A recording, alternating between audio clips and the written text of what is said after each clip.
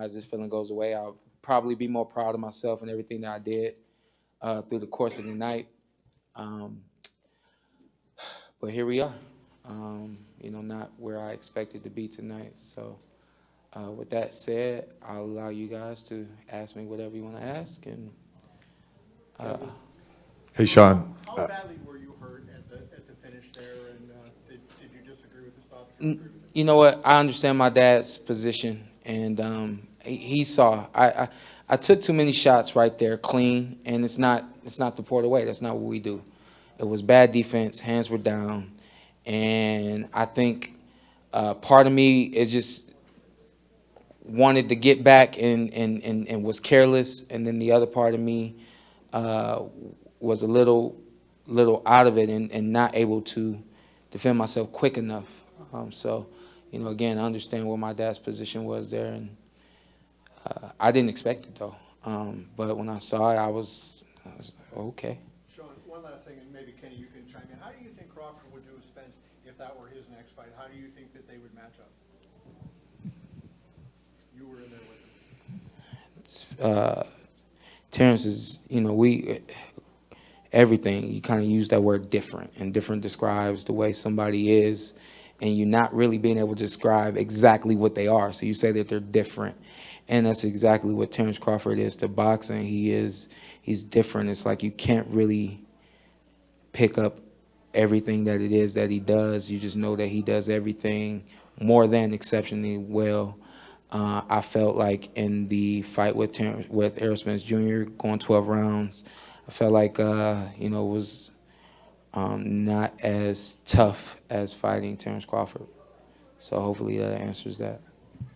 Kenny, you want to answer? Shawn, take us through a little bit of the 10th round as you came out. How did you feel you were doing on the scorecards? And just take us through that a little bit. What's up, TC?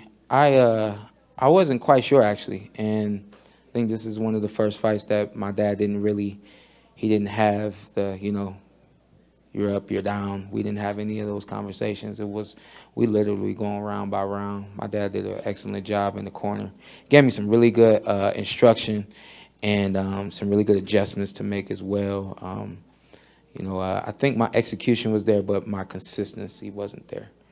But through the 10 rounds that we had gone, I really wasn't sure where the score was. There were some rounds that I felt like were definitely mine, and then there were some other rounds where, I get hit a little bit more than usual against Terence Crawford. So, I automatically feel like, that's not my round. So I really wasn't sure where the score was. And my dad didn't really give me a score. I think he was more so focused on let's take this round by round and let's stay focused and let's beat this man. And we didn't get it tonight. Did you feel it was a little bit of a flashback for you to the Spence fight? Because I believe same thing, right? 10th round. You know what? I didn't until being in the background and someone saying, hey, when did that happen? And I was like 10th round, exact same thing. You know what I mean? So no flashbacks. I did the best I could to stay in the moment and do the best I could in the moment. But collectively, I spoke with Barry just very shortly in the back room, and we agreed that I didn't get him uncomfortable the way I intended to, and I let him find his comfort zone and work in it. And it's just what you cannot do against Terence Crawford, and I allowed that tonight. All right, great effort Too tonight. much. I allowed that too much tonight.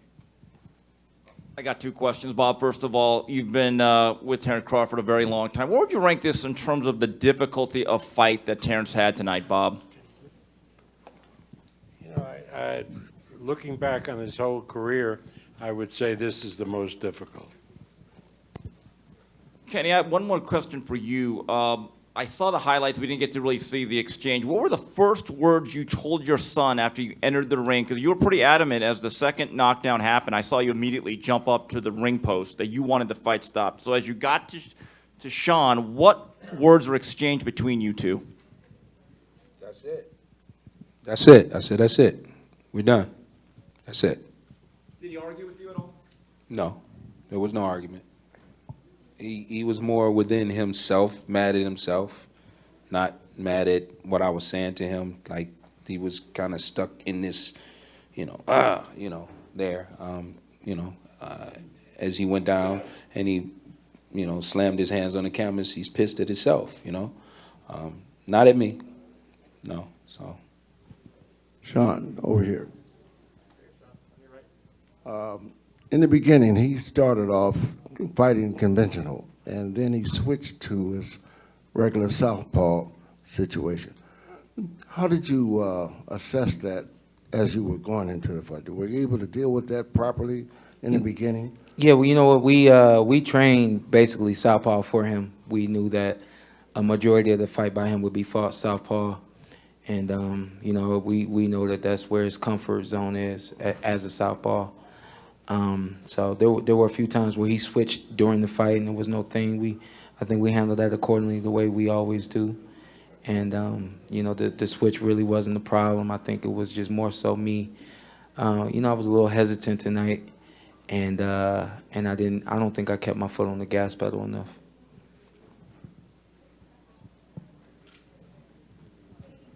Shawn, when that first knockdown came in the 10th, did you feel like you were wilting to Crawford's pressure? Because it seemed like at that point the fight was dead even. No, I didn't. I thought that, even the movement and the moving backwards, moving to the side and things of that nature, I felt like I was doing what I needed to do and what I wanted to do. I didn't feel like it was him pushing me forward or anything like that. So I thought that the fight was going accordingly. You've literally fought everyone, and look, I mean, the heartbreaking scene of you pounding that canvas at the end of the fight, there was a lot of anguish there. You've done everything. Do you think you'll be back, or could this be it for you, or what are the reasons to continue your career having fought everyone like you have? Yeah, you know what? It's a great question, and I kind of expected that question because of fighting everyone. I'm prepared to retire. I was prepared to announce my retirement tonight. Win, lose, or draw. Even if it was a draw, we had it. They were telling us we were gonna have to do it again. I was not gonna do it again. I'm announcing my retirement right now. Yeah. Great career. All the best.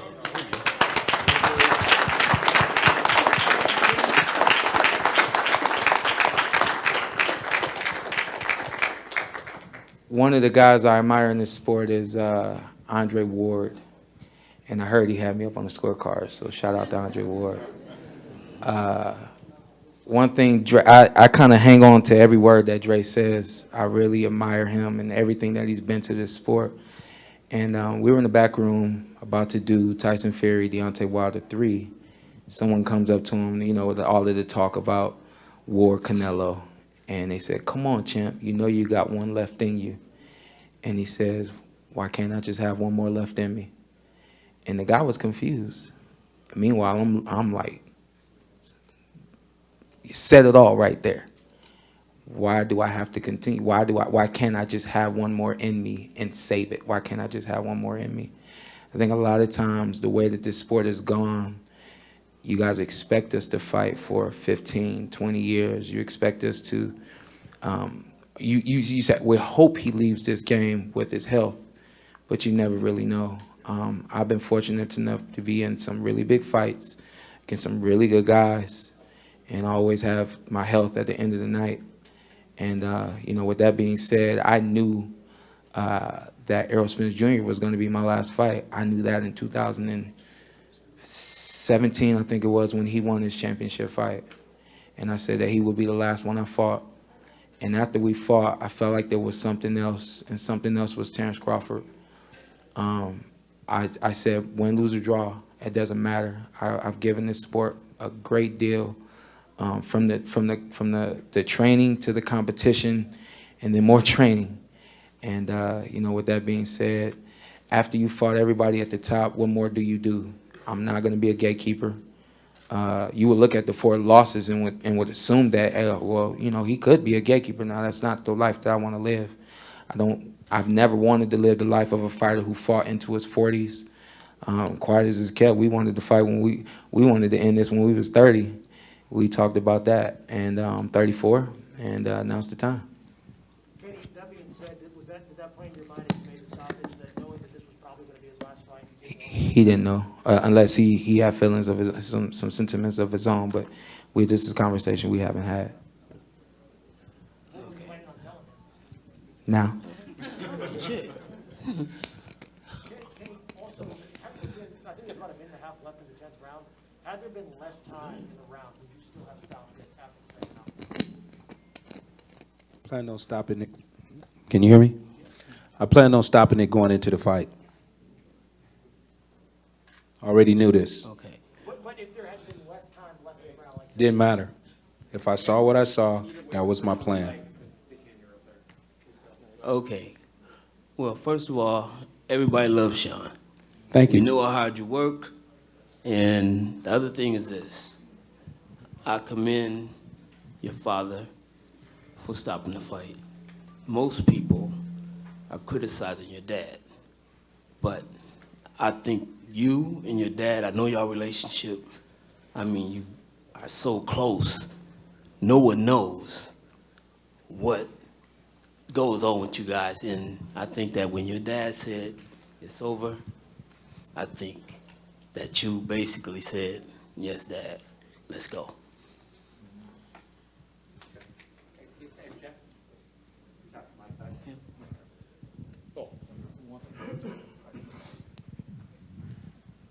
Keith Heidick, BoxingScene.com. Kenny, you had mentioned in the ring that you were not pleased with Shawn's preparation for the fight. Can you tell us what you didn't like about it? No knock against Shawn in terms of who he is, but as he mentioned earlier, when he thought that Errol Spence would be the last fight, maybe before he fought him, he thought that. I'm his father. I knew that. So I knew everything that was going to happen with him before it happened. So this was something that was coming, you know. Not to be negative towards him, but because I'm his father, I could see these things. Jeff, you can attest to this. I can see it in the training. I can see it in the movements. I can see it in looking at the clock to see how long I got to be here today. I can see it. The most important thing, more important than anything else, and I smiled, not just because it was you, Jeff, but I appreciate what you said, and I smiled. But I smiled because someone said I was criticized. Please, criticize me. Go right ahead. I love it. Because at the end of the day, which this is where we at right now, we are at the end.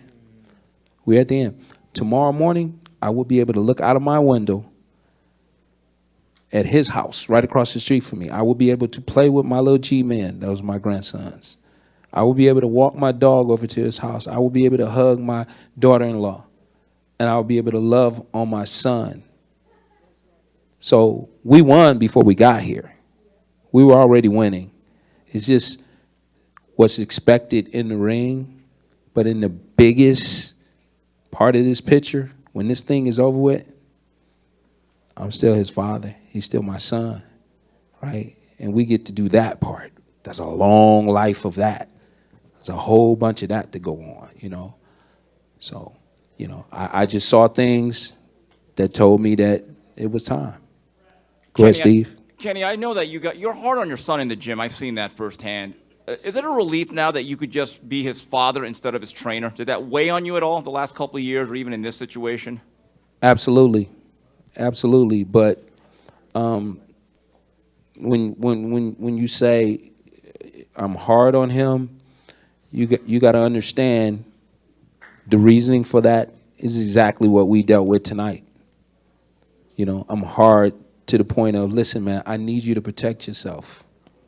I need you to go home to your wife. I need you to go home to your kids. I need you to be able to play ball with them. I need you to still play ball with me. I've jumped out of airplanes with my son at 20,000 feet multiple times. I've raced my son in cars at over 100 miles an hour. He beat me. I've, you know, rode camels in the Sahara Desert with my son. I got to continue to do those things. This is just a small part of his life. And people would ask me some time ago, he had over 270 some amateur fights. They say, why you fight him so much? Why He was winning. Steve, if he got hurt in fight number 3 as an amateur, we wouldn't have continued with this. He was winning, right? He may have been right in this fight, right there with the guy. It was a surprise for me that he went down, and I've never seen him go like that. And then what happened after that, he got hurt again, and I saw him at a deficit. He didn't have everything it took to protect himself. And coming in here, I wasn't seeing that same thing going on, protecting himself. So the most important thing is that I'm able to walk away from here and he's safe. That's it. Let's give Thank- a round of applause. Thank you, Shawn. Thank you, Kenny. Let's give a round of applause to a great fighter, a great career, and one of the best commentators in the sport of boxing.